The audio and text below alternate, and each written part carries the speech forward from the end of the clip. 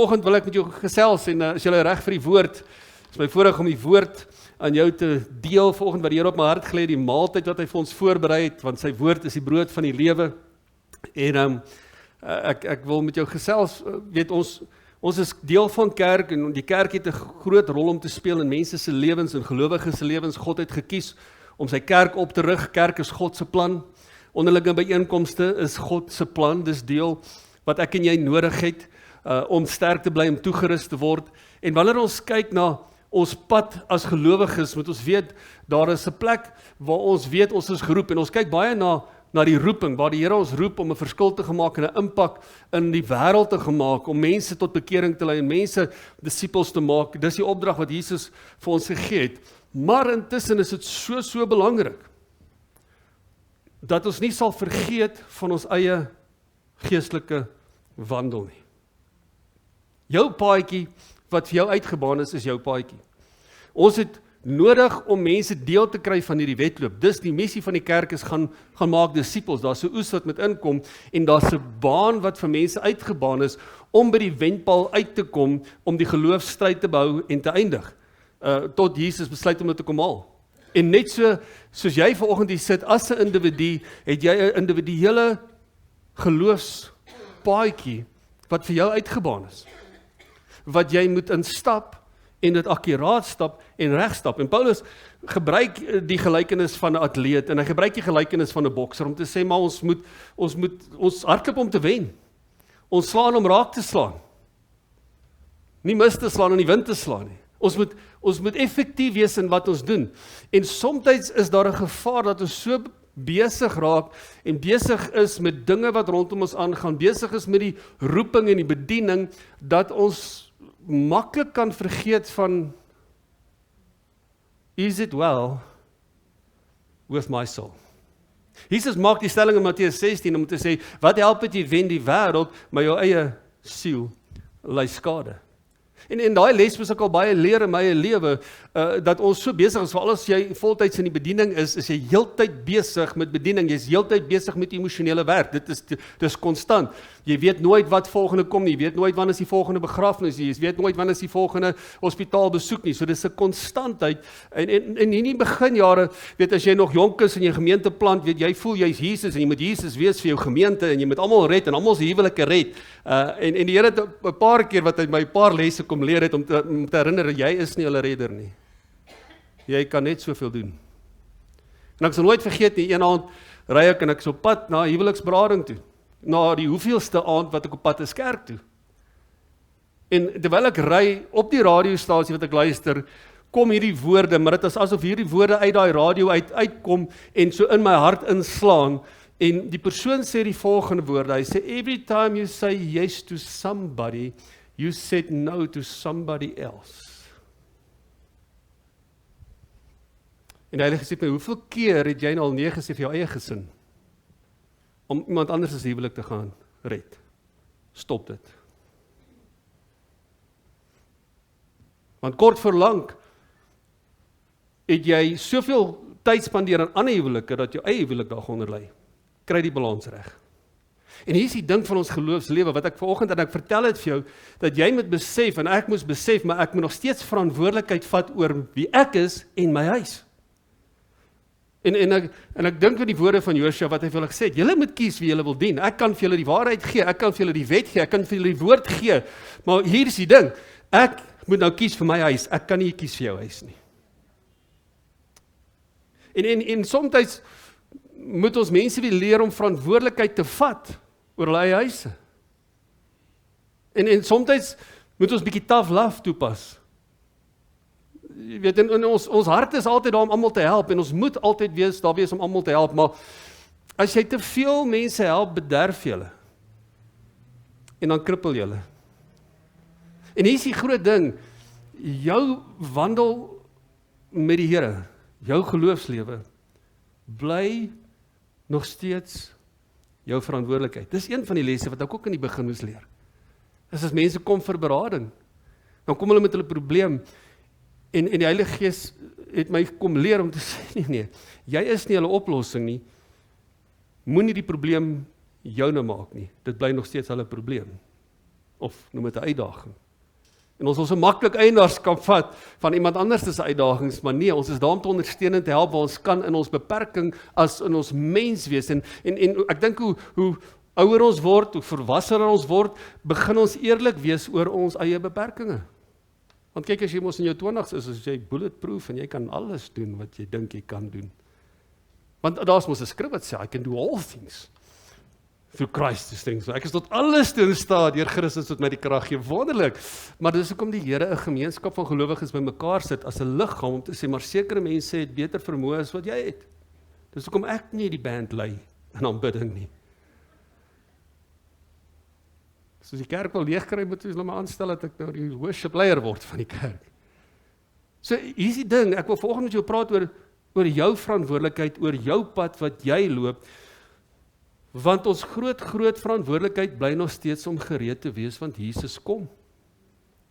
En ek en jy gaan alleen, dit is duidelik dat Jesus sê, ons gaan alleen voor hom verskyn en rekenskap gee. Jou lewe, wat jy op aarde lewe, het 'n impak op jou ewigheid. Dis die waarheid, dis 'n waarheid wat ons onsself moet aan herinner.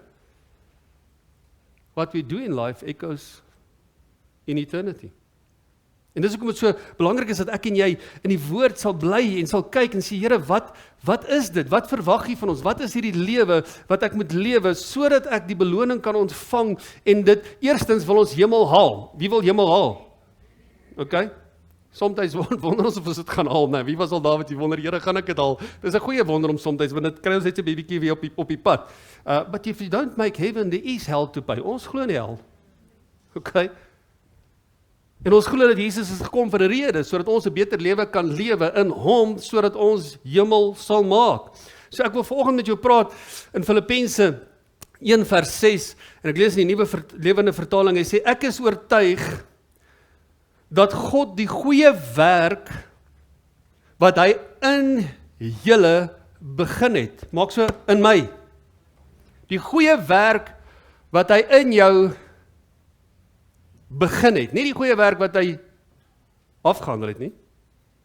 Die goeie werk wat hy in jou begin het, sal voortsit, totdat hy dit voltooi op die dag wanneer Jesus Christus terugkom. Op grond van hierdie skrif is my titel vanoggend 'n progressiewe werk. God is aan die werk. En hy's aan die werk in my en in jou. Nou, as jy vanoggend hier is en jy voel dat die Here se werk is afgehandel, jy die plek bereik wat jy moes bereik het, is ek so bly vir jou part, maar weet jy, ons gaan jou nie kan akkommodeer nie, want ons almal wat nog hier sit, is nog, we are a work in progress.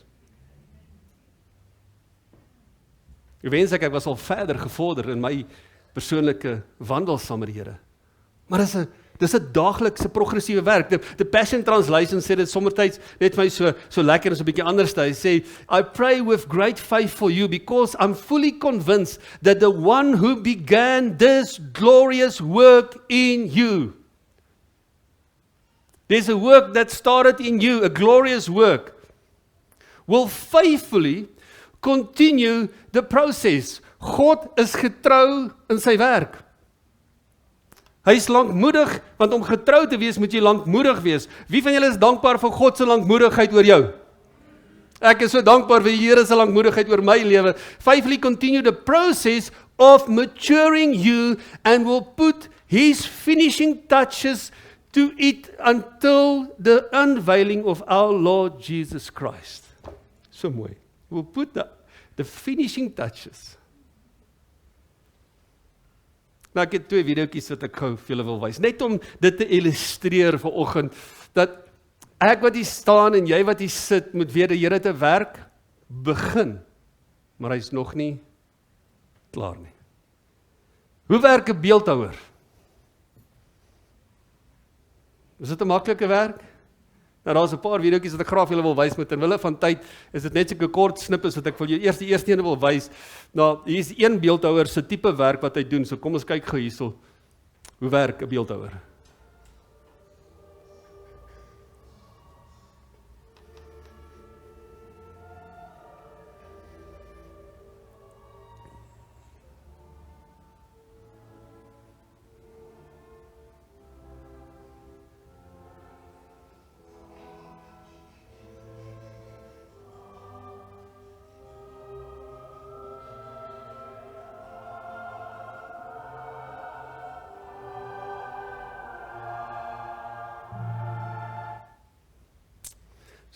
terwille van tyd kon ek net die klein stukkie gewys het, maar as jy nou die hele agtergrond en die hele stukkie video wil gaan kyk, dit was eers net 'n stuk klip in die grond, wat hulle gaan uithaal het, en hy hierdie stuk klip gaan kies het, en hy 'n beeld in sy kop gesien het van hoe hy as beeldhouer wil hê die klip moet lyk. En toe begin die werk. Ek sal dit nie kan doen nie.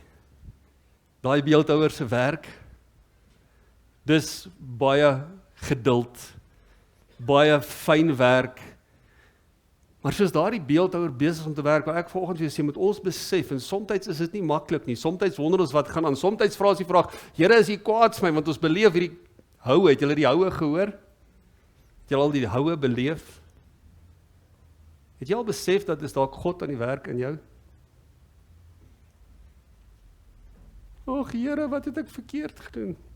Ag Here, hoekom het U my verlaat? Ag Here, en dit is fyn, want Dawid skryf dit ook in die Psalm soms, wat hy net voel, die Here het hom verlaat. Intussen is die Here net besig om Dawid se karakter te kom vorm, en om te bou, om gereed te wees vir die werk wat vir hom wag. Want hy het 'n unieke, spesifieke beeld van wat hy wil sien, en hoe Dawid moes lyk, en net wil ek vanoggend vir jou sê, wil God weet, wat is die eindproduk van wie jy is, en hoe hy wil hê jy moet lyk, maar dit is 'n werk, wat nog steeds aan die gang is. Van ons se neuse is nog geknop, en sy ore is nog nie gevorm nie. Of, daar is die ander deel, van God se werk in ons lewe, en ek wil die volgende vir julle wys, nou hierdie is ook 'n beeldhouer, maar wat klei gebruik. Het was dalk nie noodwendig 'n stuk klip nie, maar sien gou net ietsie hierso in hierdie video, wat ek raak gesien het, ook net gesien het, of gekyk het, sit hom vir my aan, dankie Andries.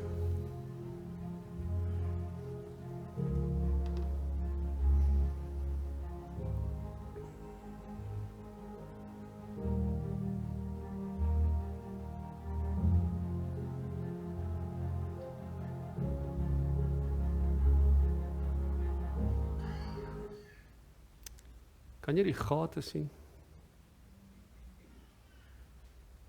Wat kom doen hy? Langs aan staan die beeld wat hy wil hê en sien hoe dit moet lyk. Maar hy besef dat hierdie stuk klei wat voor hom is vol gate. En sommige van ons is daar, wat die lewe jou kom vorm het. En hierdie gate veroorsaak het. But you're a work in progress. Die beeldhouer is besig om stukke van homself te vat en in jou te kom indruk en te sê, ek weet wat my oorspronklike plan met jou is. Ek is die een wat kom herstel. Ek is die beeldhouer van jou lewe, you are a work. Dis 'n progressiewe werk. En ek en jy moet vanoggend verstaan, soos jy sit as geloofsmense, dat daar's 'n paadjie om te stap. Johannes kom skryf in sy brief, interessant, en ek gaan nie te lank daar stil staan nie, van julle het al die les in die vrymakende waarhede gehoor van die geestelike groei, maar hy praat hierso van 3 fases van volwassenheid. Hy sê, ek skryf aan julle, my kinders, omdat die sondes julle vergewe is, om sy naam ontwil. Ek skryf aan julle vaders, omdat julle hom ken wat van die begin af is. Ek skryf aan julle jong manne, omdat julle die bose oorwin het. Ek skryf aan julle kinders, omdat julle die Vader ken. Ek het aan julle geskrywe vaders, omdat julle hom ken wat van die begin af is. Ek het julle geskrywe jong manne, omdat julle sterk is en die woord van God in julle bly en julle die bose oorwin het. So hier is baie duidelik 3 fasette van volwassenheid, en hierdie is nie aan spesifieke ouderdom kinders geskryf nie. Hierdie is aan geestelike wedergebore mense in die kerk geskryf, wat in verskillende fases van hulle geestelike lewe is. En hy sê dat jou beginfase as 'n kind van die Here is, jou sondes is vergewe. Wonderlik, dis waar jou pad begin, dis waar jou wedloop begin, is om te besef, daar's bloed wat vir jou gevloei het, en iemand wat van jou in 'n kruis gaan sterf het, sodat jou sondes vergewe kan word. Dis wonderlik, dis die beste, en dis die begin van die evangelie van Jesus Christus, maar dis nie waar dit eindig nie, daar's meer as om net te weet, my sondes is vergewe. Daar's 'n lewe van oorwinning, daar's 'n lewe van autoriteit, daar's 'n lewe wat ek in kan stap, wat ek oor hierdie wêreld heers en die wêreld nie meer oor my heers nie. Maar as ek nog in kindskap is en in kindskap bly, ja, is genoeg om te weet dat my sondes is vergewe en daar's hoop op die ewige lewe, maar God het 'n groter plan met jou lewe. En hy wil hê dat jy met in daardie plan instap in die autoriteit waarmee Jesus jou geroep het, want elkeen van ons wat gered is geroep. Sê gou, ek is geroep. En wat hoedanigheid ook al hy jou geroep het, elkeen van julle het 'n unieke roeping. Nou mense hoor baie keer verkeerd as jy hoor jy's geroep, dan hoor jy, moet ek gaan preek? Ja, jy moet gaan preek, maar jy hoef nie woorde te gebruik altyd nie. In jou besigheid, daar in jou werksplek, dis waar jy moet gaan predik, en weet jy wat moet predik? Jou lewe moet preek. Jou lewe moet getuig. Maar ons moet op daai plek kom wat ons sê, maar Here, ek wil groei van kindskap na jongman, en baie duidelik kom sê Johannes, ek definieer julle as jongmanne, want julle die bose oorwin, julle die ou sondige lewe, daai ou lewe van slawerny het jy neergelê. Hier is die ding, kerk, jy moet een ding besef, geen slaaf kan ooit in autoriteit funksioneer nie. As daar enige vorm van verslawing in jou lewe is, kom beroof dit jou van autoriteit. Nou ek gaan meer daaroor sê in die reeks van geestelike oorlogvoering, want dit het 'n massiewe effek op jou geestelike wandel en jou geestelike autoriteit. Jy kan nie in autoriteit funksioneer terwyl jy vasgevang is in slawerny nie. Slawerny en autoriteit funksioneer nie saam nie. En dis hoekom ons op daai plek moet kom en sê, Here, ek wil groei. En hoe het hulle gegroei? Hoe het hulle die bose oorwin? Hy sê, omdat julle in my woord is, sterk in my woord is. Hier is jou oorwinning, hier is jou vryheid, hier is jou deurbraak van enige vorm van verslawing, is die woord van God wat jou kom versterk, sodat jy kan opgroei, en nie net meer 'n kind is, wat sê, wonderlik, my sondes is vergewe nie. Nee, ek wil op daai plek kom wat sê, my sondes is nou oorwin. Vergifnis is een ding, maar oorwinning is die volgende dimensie. En God wil jou vat na daai plek van oorwinning. Wat jy in daai vryheid lewe, want daar's niks erger as om te lewe met skuldgevoel nie.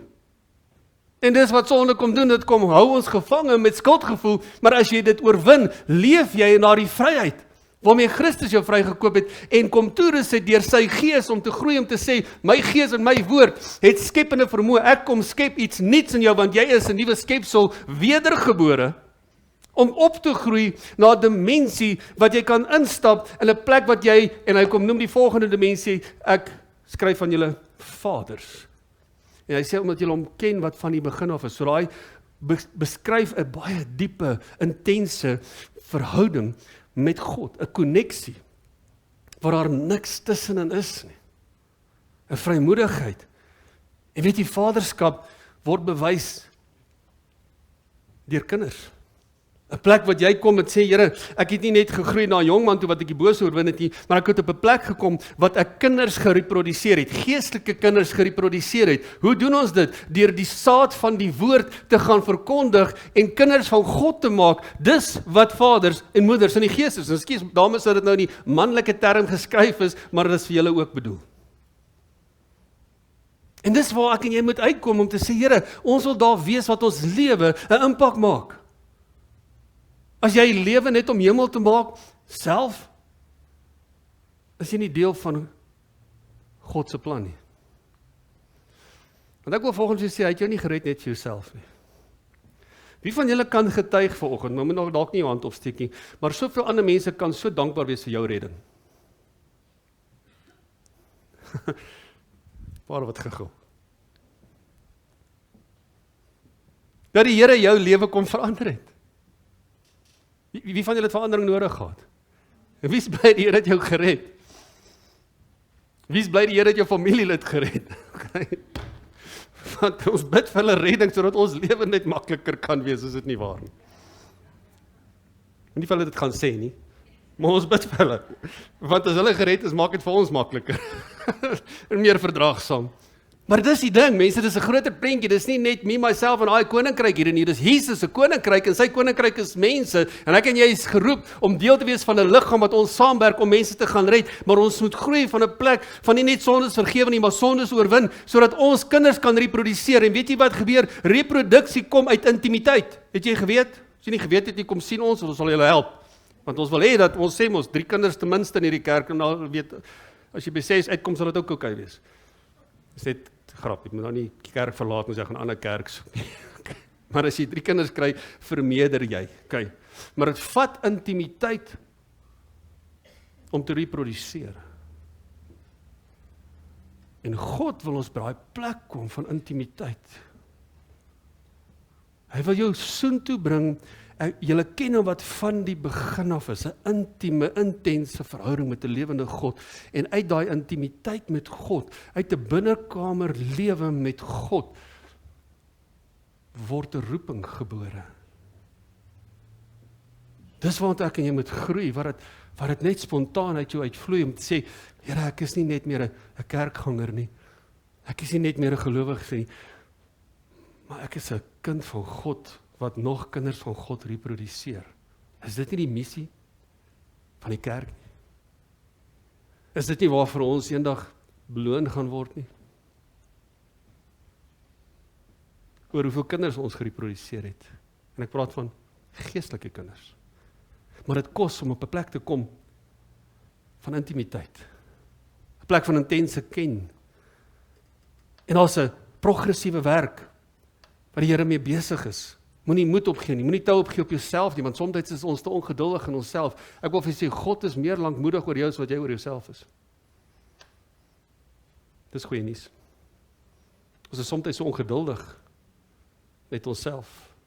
1 Korintiërs 13, net nadat hy liefde kom beskryf, en liefde is die manier hoe ons eintlik moet leef. Nou, dis die gesindheid waarin ons moet leef wat hy kom beskryf. En hy maak hier 'n stelling. Paulus skryf hier, en is nogal 'n treffende stelling wat jou nogal in die hart tref as jy mooi lees, want ons lees altyd 1 Korintiërs 13 oor hoe liefde moet wees, maar hoor wat sê vers 11. Hy sê, toe ek 'n kind was, het ek gepraat soos 'n kind, gedink soos 'n kind, geredeneer soos 'n kind. En nou, hierdie is verlede. Toe ek 'n kind was. Kinders is sensitief.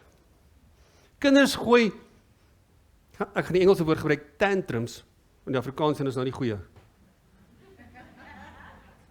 Kanseltaal. Sies jy wat nou in jou gedagtes op nie. Maar hulle doen iets op die vloer. Daai ding wat jy vasdraai, jy verstaan dit. Okay? Kinders is afhanklik, hulle wil net hê en hê en hê, hulle kan nog nie gee nie. En Paulus kom skryf hier nie vir, weer eens, fisiese kindertjies nie. Hy skryf hier vir mense, gemeentelede.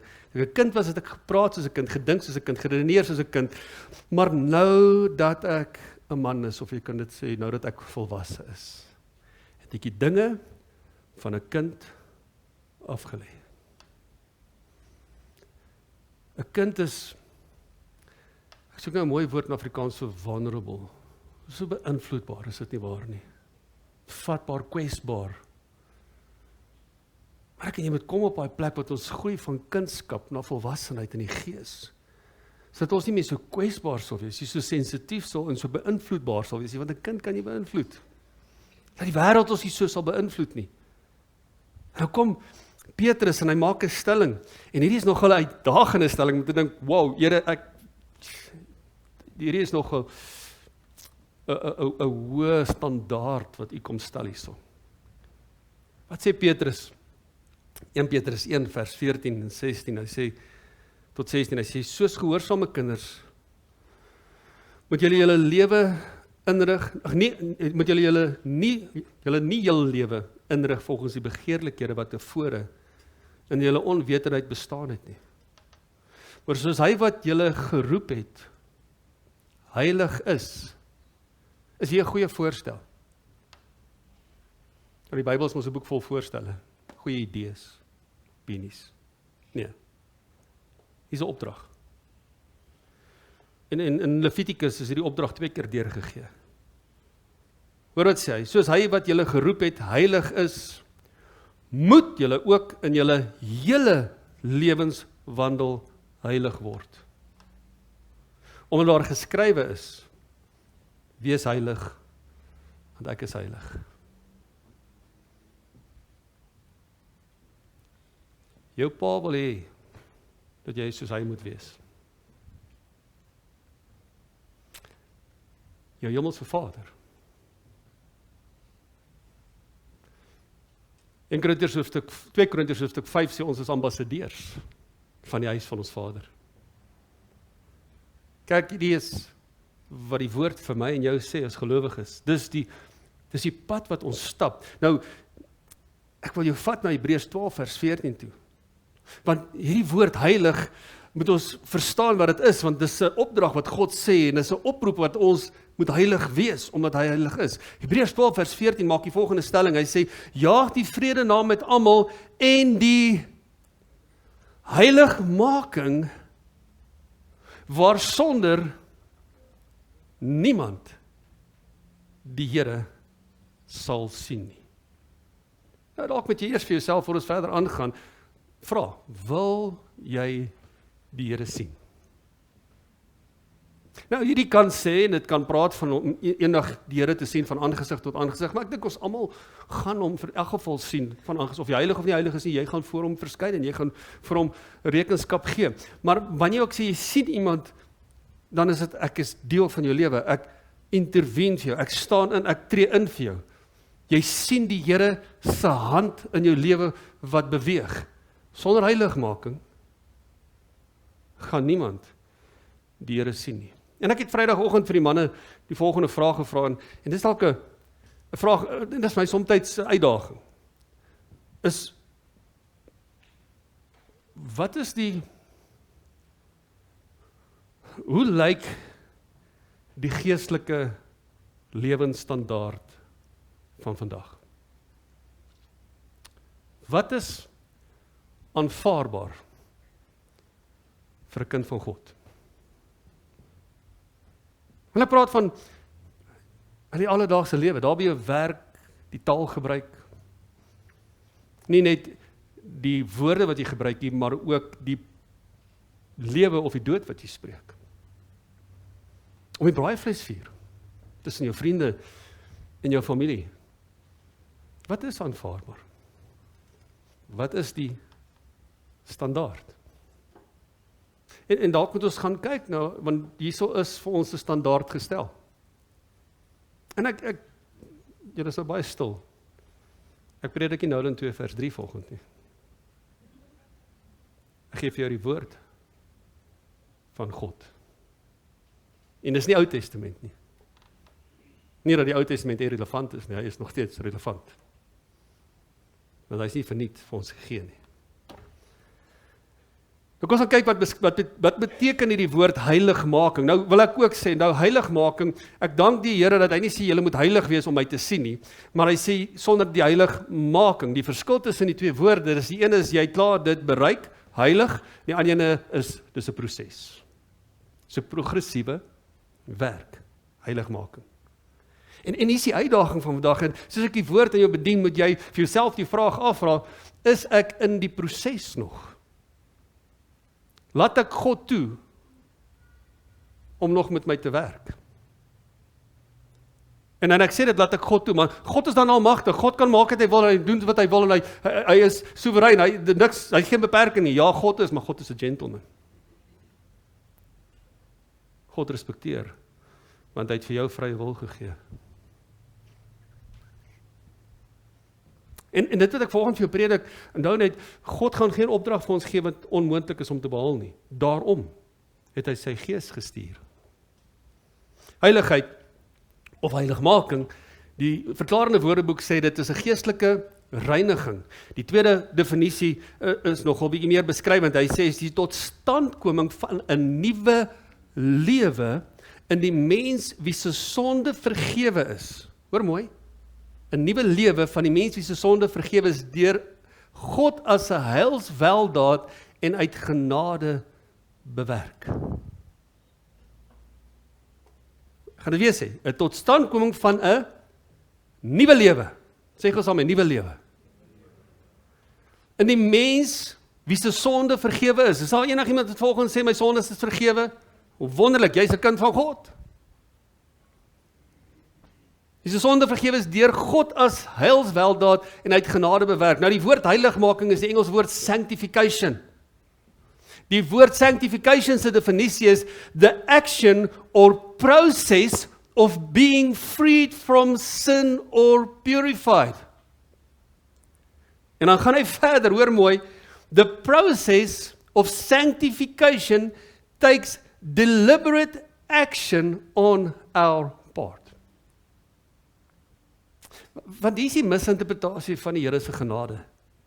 Die Here het my gered deur sy genade, uit genade deur geloof, want ek het geloof in Jesus Christus wat aan die kruis gesterf het, en omdat ek geloof in hom het God se genade gekom en sy genade het my gered.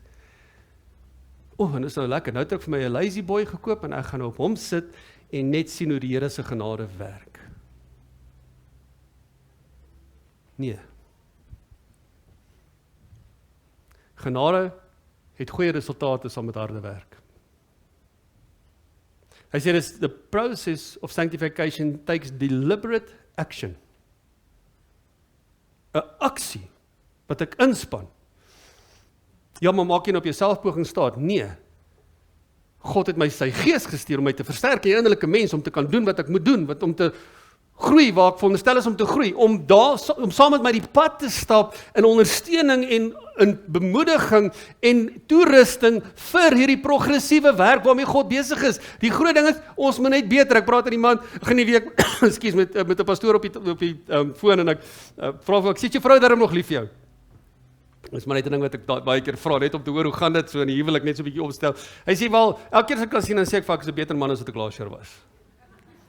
Val as hy kwaad was met, dan dink sy so 'n bietjie en dan dink sy, okay, dit is seker so. Hy sê, want ek is besig om te groei, en ek het vir myself gesê, en dit is vir so mooi, is dat, het ons vir mekaar die genade, jy sien, jy het genade vir iemand wat poog, maar iemand wat nie wil nie, en sommer net bly waar hulle is, dit is moeilik om genade vir so iemand te hê. Is ek en jy in die proses, is ons bereid om te sê, Here, bring daardie hamer en daardie bytel. Here, daagliks, ek sê net, en ek bid altyd gebed, Here, moenie vir my gee wat ek nie kan hanteer nie, of wat ek nie gereed is nie.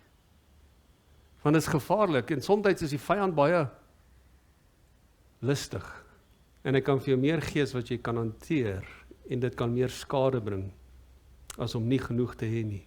Iemand se foon, nie weet hulle julle is hier nie. Oh. Nee, is reg. Is die gehoorstuk, is reg nie, fokus hier. Goed, wat is God se wil? In Tessalonisense 4 vers 3 tot 7, hy sê, want dit is die wil van God. Wat sê, dankie. Heiligmaking. Heiligmaking is God se wil vir ons lewe. In Tessalonisense 4 vers 3, hy sê, want dit is die wil van God, julle heiligmaking, dat julle jou moet onthou van die hoerery. Vers 7, want God het ons nie tot onreinheid geroep nie, maar tot heiligmaking. Heiligmaking is die vrug van geregtigheid. Hoe stap ek, hoe leef ek, hoe beleef ek heiligmaking in my lewe? Ek moet 'n keuse maak om geregtigheid te dien. Romeine 6 vers 19, hy sê, ek spreek menslike wys ter wille van die swakheid van julle vlees, want net soos julle lede diensbaar gestel het aan die onreinheid en wetteloosheid, om wetteloos te wees, so moet julle nou julle lede diensbaar stel aan die geregtigheid tot heiligmaking. Vers 22, maar nou dat julle vrygemaak is van die sonde en diensbaar geword het aan God, het julle vrug tot heiligmaking en uiteindelik die ewige lewe, want die loon van die sonde is die dood, maar die genadegawe van God is die ewige lewe in Christus Jesus ons Here. So wanneer ek die keuse maak om te sê, Here, ek wil die geregtigheid begin dien, hoe dien ek die geregtigheid? You do the right thing. Jy begin dinge regmaak in jou lewe. Wat is die regte ding? Die regte ding is God se wil. Wat behaag God? Wat sê sy woord? Hoe moet ons optree? Jesus sê, ek noem julle my vriende, as julle alles doen wat ek julle beveel het.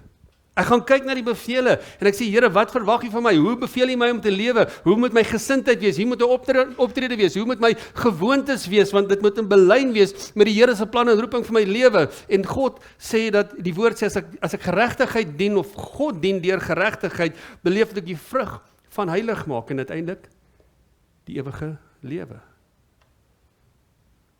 Heiligmaking. loop hand aan hand met die vrees van die Here. Hierdie woord vrees is nie 'n angs, bang, wegkruip vrees nie, maar is die hoogste vorm van eerbied of respek. Want hy verwag dit. Ja, hy verwag dit van die pastore en die dominees en die predikante. Hulle moet, en dit is soms vreemd dat die wêreld verwag van predikante en dominees almal om 'n ander standaard te leef as wat hulle leef. Ek het 'n keer in 'n gesprek of 'n plek, en dan ek sê gewoonlik as prins nie, ek is 'n pastoor nie, maar tot iemand dit sê, dan sien jy skielik hoe die taalgebruik heeltemal verander.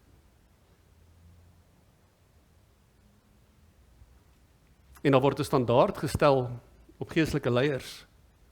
En ek verstaan dit, maar hoekom moet ons 'n ander standaard hê? Want ons almal het dieselfde titel, kinders van God. Ek het net 'n verantwoordelikheid en 'n roeping om die woord te bedien, maar jy het ook 'n roeping. Jou grootste roeping, belangrikste roeping, is om ambassadeur te wees van jou Vader se huis. Die vrees van die Here loop saam met heiligmaking. Hy sê in 2 Korintiërs 7 vers 1, hy sê, terwyl ons dan hierdie belofte het, geliefdes, laat ons van alle besoedelinge van die vlees en die gees reinig, en laat ons die heiligmaking in die vrees van God volbring.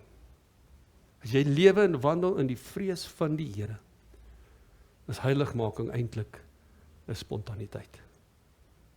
Want jy gaan die regte ding doen omdat jy God eer bo enigiets anderste. En dan is dit nie 'n selfpoging nie. Maar volgende wil ek vir jou sê, dis moontlik. Heiligmaking is vir jou moontlik, want jy doen dit nie alleen nie. Julle sal krag ontvang, Handelinge 1 vers 8, wanneer my gees oor julle kom, en julle sal my getuies wees. Heiligmaking is 'n getuienis tot God se werking in jou lewe. Heiligmaking is die getuienis dat God progressief met jou besig is. En jou lewe moet spreek van dit. Jou optrede moet spreek van dit. Petrus stel homself voor in sy brief wat hy geskryf het aan die kerk in 1 Petrus 1 en dan vers 2 sê hy, ek is uitverkore volgens die voorkennis van God die Vader in die heiligmaking van die Gees. Die Heilige Gees maak heilig. Hy kom help my. Hy kom leer my.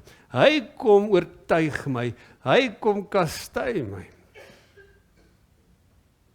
Ek weet nie, is jou verhouding met die Heilige Gees nie, maar hy sal kort by oorfluister. Waarmee is jy nou besig? Wat is jy besig om te doen? En soms as ek kwaad is iemand anders wat verkeerd doen, val in die verkeer.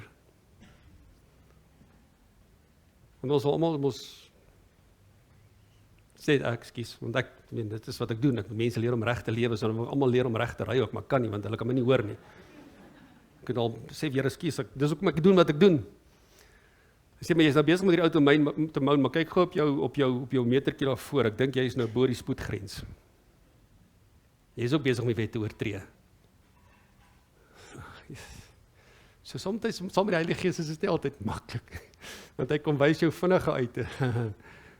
Kyk na die vingertjies wat terugwys, né? So, hy kom help ons, hy kom leer ons, maar ons moet bereid wees om die hamerhoue te aanvaar van die beeldhouer. Om te sê, Here, kom vorm my as 'n meesterstuk, sodat ek, wanneer ek U eendag ontmoet, gereed sal wees. Dit wil vir U. En hier is die ding, ja, is 'n progressiewe werk hier op aarde, maar is 'n voorbereiding vir jou ewigheid.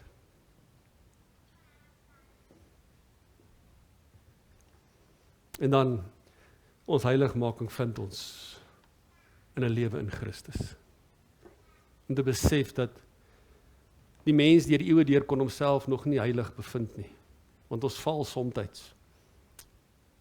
Grace is not an excuse for sin. It's a remedy for weakness. Ek het elke dag van my lewe genade nodig. En dit vind ek in 'n lewe in Christus. Want jy sien, as ek sê ek is onder die bloed van Jesus, beteken dit ek is onder die genade van die perfekte lam se bloed wat my gevloei tot vergifnis van my sondes. wat my nie motiveer om verder te sondig nie, maar juis motiveer om op te hou. Wat my motiveer in die besef, die opoffering wat hy vir my gemaak het, aan daardie kruis is my motivering tot 'n beter lewe wat hom eer. 'n Lewe van heiligmaking. 1 Korintiërs 1 vers 30.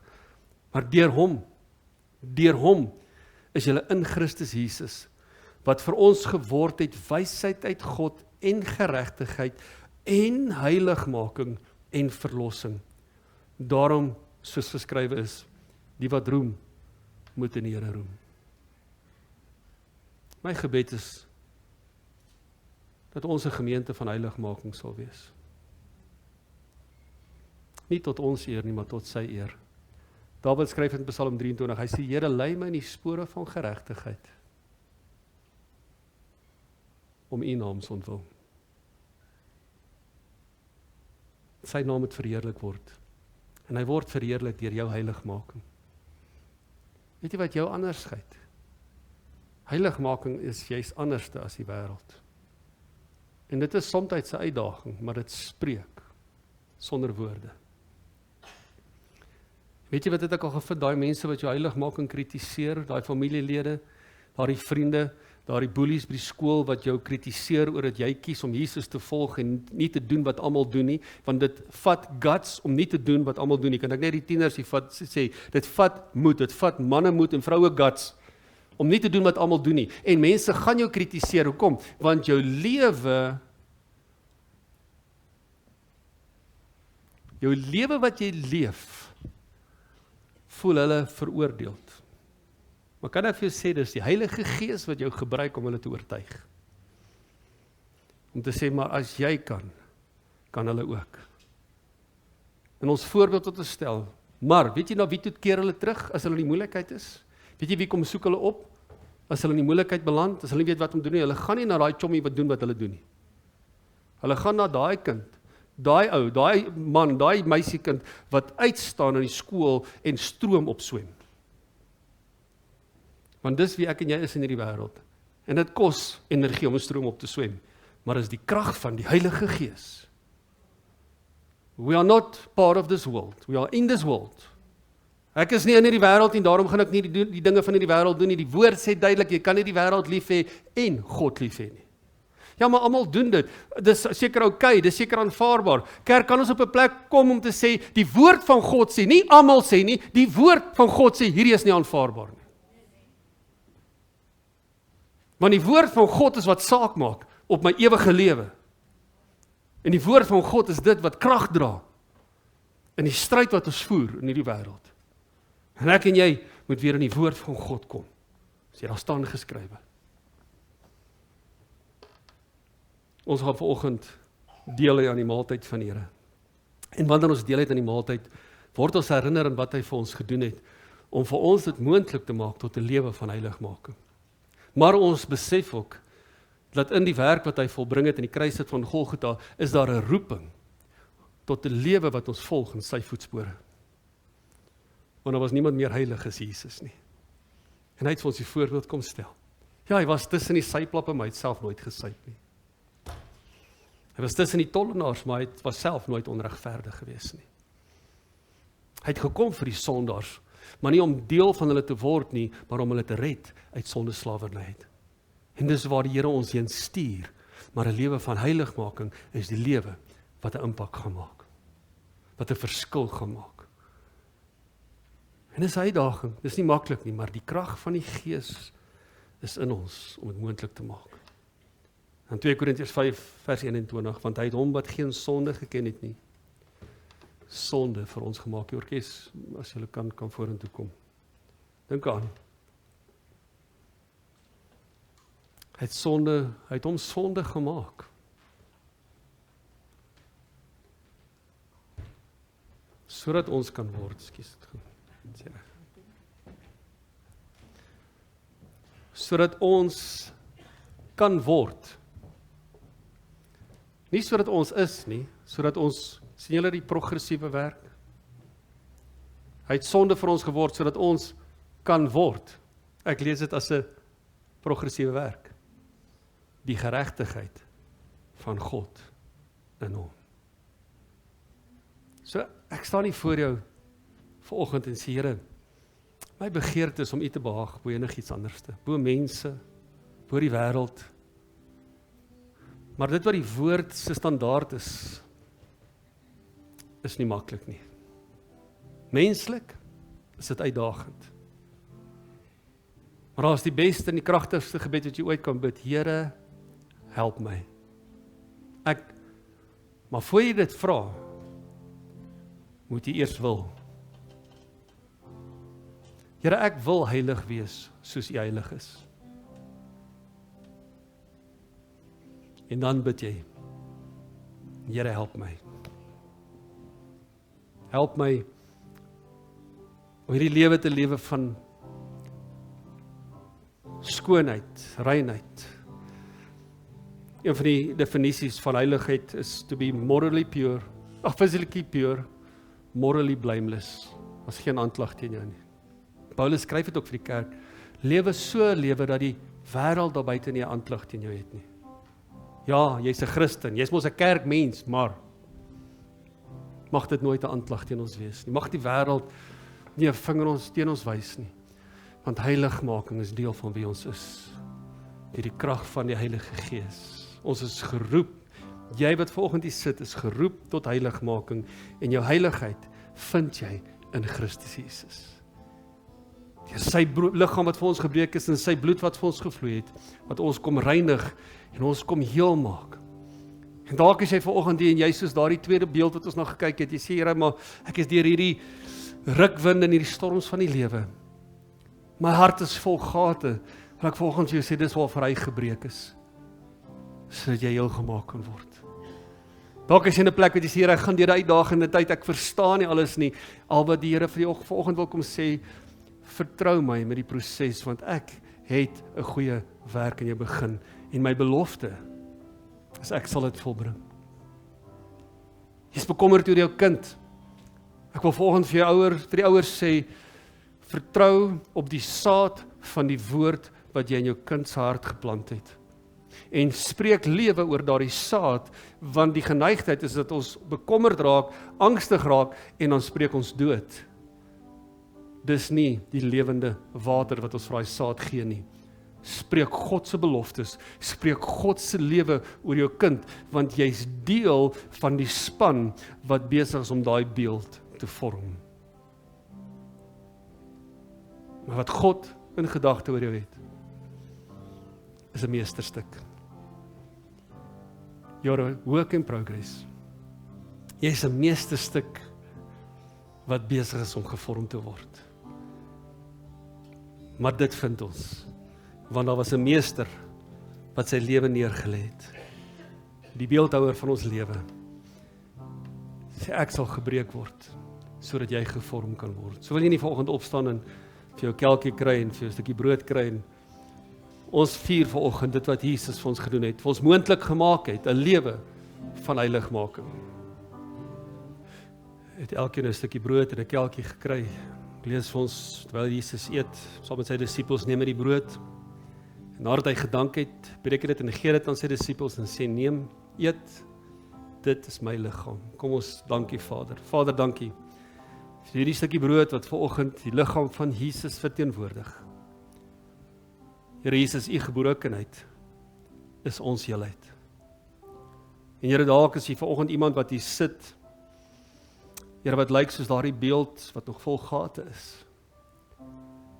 My gebed is dat U hulle sal bedien met die heerlikheid, die aanvaarding. Here, die genade oor hulle sal spoel. Want U is gebreek aan daardie kruis om ons heel te maak. Here, kom vorm hulle.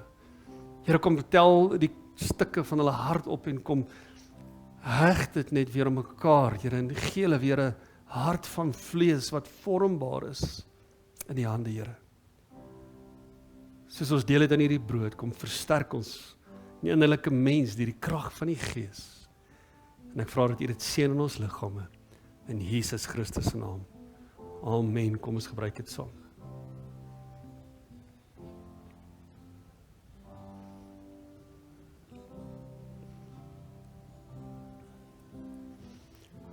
Toe neem hy die beker, en nadat hy gedank het, gee dit aan hulle en sê, drink almal daaruit.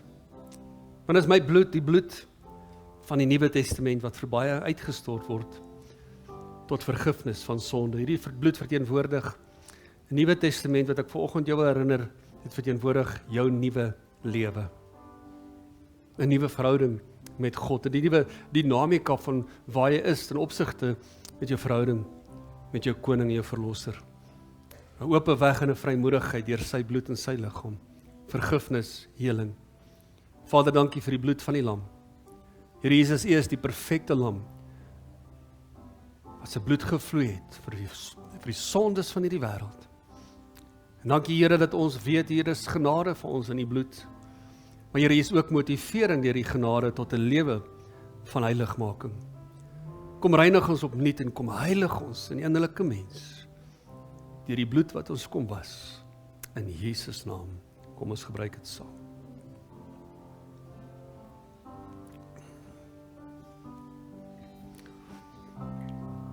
Kan die kelkies net na ons na die kant toe stuur. Ek wil voor ons afsluit met 'n lied. Wil ek jou uitdaag met die vraag. En voor jy reageer op hierdie vraag, wil ek jy moenie reageer omdat almal reageer nie. Maar reageer met die erns van die vraag en die resultate van die antwoord op die vraag, wat jy verantwoordelikheid moet vat oor die antwoord op die vraag. En die vraag is dit: wil jy heilig wees? En as dit volgens jou antwoord is, ja Here, help my. Wil jy nie saam met my staan nie?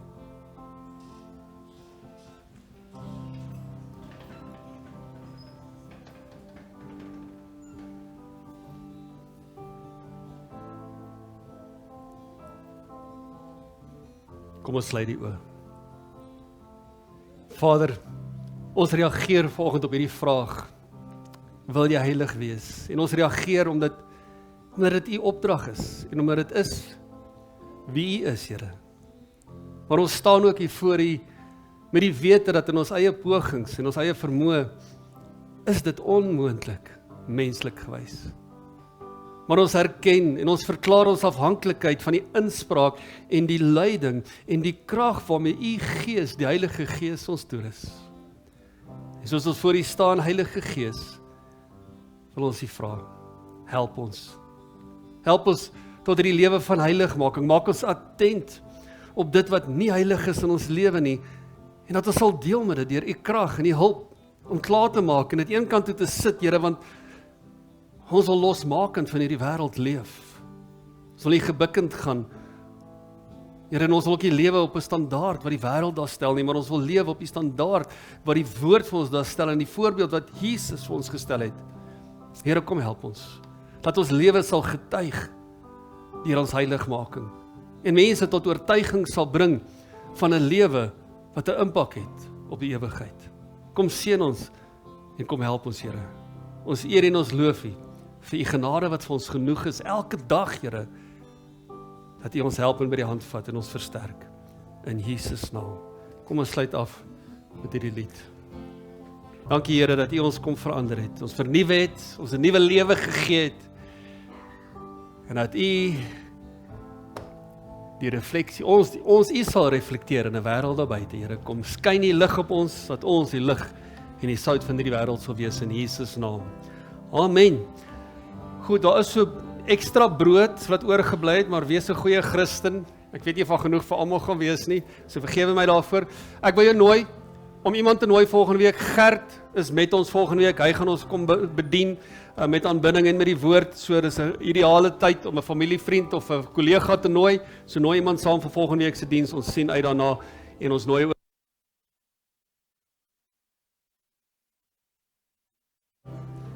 onthou vanaand gebed 6 tot 7.